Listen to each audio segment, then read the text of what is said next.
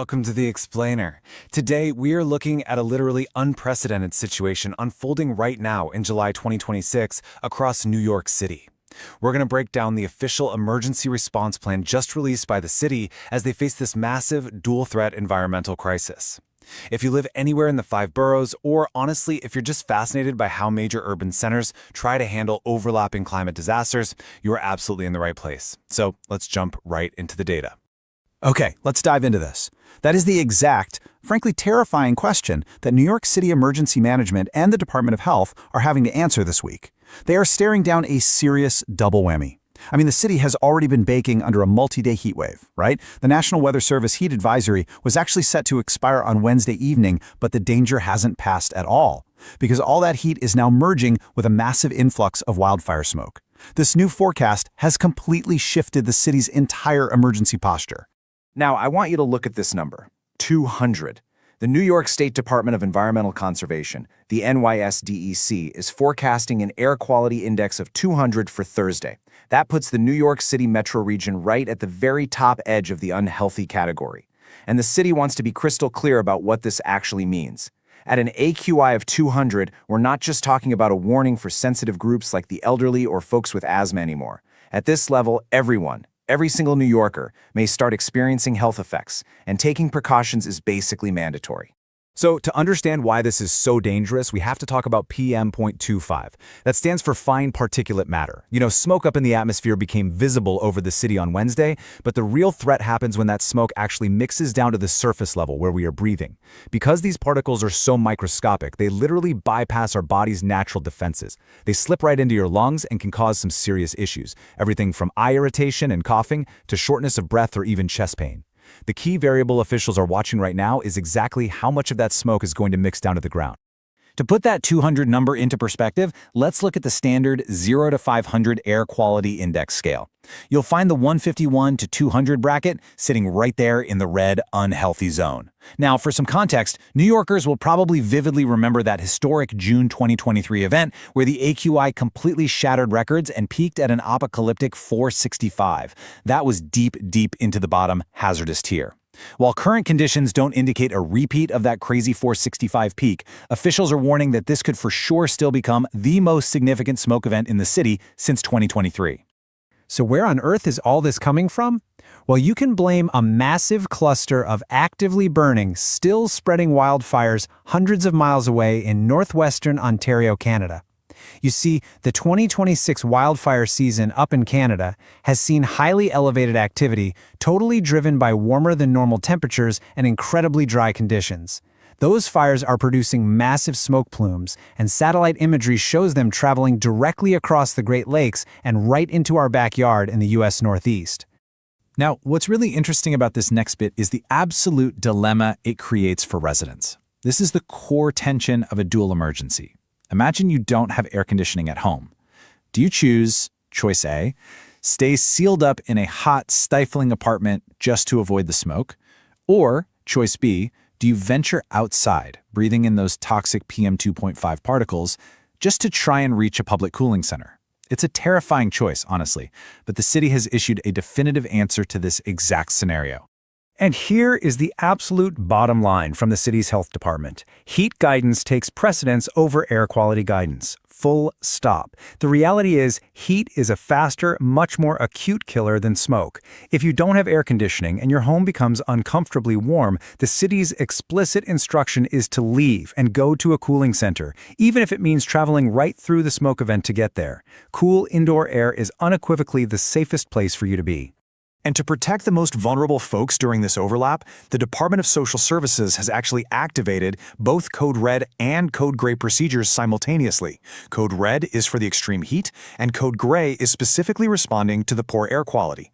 This means city outreach teams are out there aggressively canvassing the streets right now. They are locating unhoused New Yorkers, handing out masks, and heavily encouraging them to move indoors to shelters and cooling centers. And by the way, walk-ins at those centers are entirely welcome. Now, if you do have to go outside, you need the right armor. And actually, scratch that. A regular cloth or surgical mask, that is not armor here. The NYC health guidance is crystal clear on this point. Cloth masks and surgical masks just do not provide meaningful protection against fine particulate matter. The particles are literally too small. They'll slip right through the fabric. You absolutely need a well-fitting KN95 or an N95 mask to actually filter out this wildfire smoke. The good news, the city has vastly expanded its free mask distribution. If you need a KN95 mask, you can walk into specific New York Public Library branches right now and grab one. Up in the Bronx, you can head to the Bronx Library Center or the Grand Concourse Library. In Manhattan, they've got them at the main Stavros Niarchos Foundation Library and County Cullen. And over on Staten Island, you can check the St. George Library Center and the Tots Hill Library. And it doesn't stop there. You can also find free masks at literally every single Brooklyn and Queens Public Library branch, as well as all NYPD precincts citywide. Select FDNY firehouses are fully stocked too, like the ones at 720 Melrose Avenue in the Bronx and 17 Tillery Street in Brooklyn. You can easily find a map of the whole shebang at on.nyc.gov/free mask. The city is really making sure that cost and access are not barriers to protecting your lungs today. Mayor Zoran Mamdani recently addressed the city regarding this crisis, and he offered a pretty blunt assessment, but also a great reminder of community resilience. He stated that, look, it's dangerously hot, the smoke has worsened the air, and we need to be extra vigilant. His core directive, prioritize staying cool by seeking air conditioning indoors. But he also reminded everyone that we'll get through this the same way we always do, together. It's such a vital reminder that the city really relies on neighbors checking in on each other, especially our older adults and folks living alone. All right, let's talk about the actionable protocols for your home. If you have air conditioning, the guidance is super straightforward. Stay inside your cool space and keep those windows closed. But here is the absolutely critical detail. You must set your air conditioners or HVAC systems to recirculate the indoor air. If you don't adjust that setting, your AC is just going to pull that toxic, smoky air from the outside directly into your living room, which is exactly what we are trying to avoid. But what if you don't have AC? Like we mentioned earlier, your absolute priority is getting to a cooling center. The city has extended their operations into Thursday specifically for this reason, and you can find hundreds of them at finder.nyc.gov/cooling centers or just call 311. If you absolutely must stay home without AC, only open your windows if it is physically cooler outside than it is inside. And very importantly, with the AQI hitting that 151 to 200 range, you need to avoid outdoor cooling options entirely. That means skipping the outdoor pools, the spray showers, and definitely the beaches. And this brilliantly illustrates the medical reality of what we're facing. NYC Health Commissioner Dr. Alistair F. Martin gave some incredibly important advice. He urges everyone to simply listen to your bodies. The early warning signs of dangerous smoke exposure are things like eye irritation, coughing, unusual fatigue, chest tightness, or shortness of breath. If you feel literally any of these, it means the PM 2.5 is already affecting you, and you must immediately limit your time outdoors and retreat to a cool, filtered indoor space. Now, we need to be really clear about when a standard health advisory crosses the line into a literal medical emergency. You need to call 911 immediately if you or someone you are caring for experiences severe difficulty breathing or severe chest pain. You also need to watch for signs of heat illness because that can sneak up on you really fast. We're talking about hot, dry skin, a rapid heartbeat, or sudden confusion and dizziness. Those are absolute medical emergencies.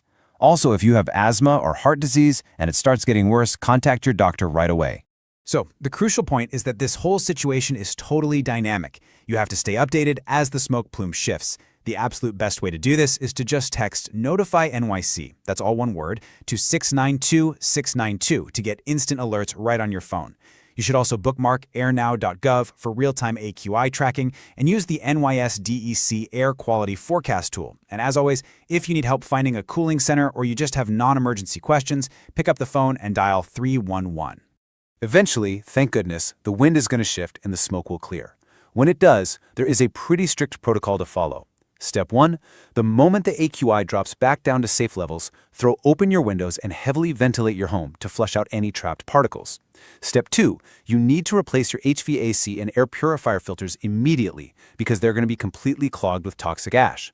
And step 3, if you still have breathing problems or chest pain even after the air is clean, please do not ignore it. Contact a healthcare provider right away. You know, This 2026 heat and smoke emergency is such a stark reminder of our changing environment.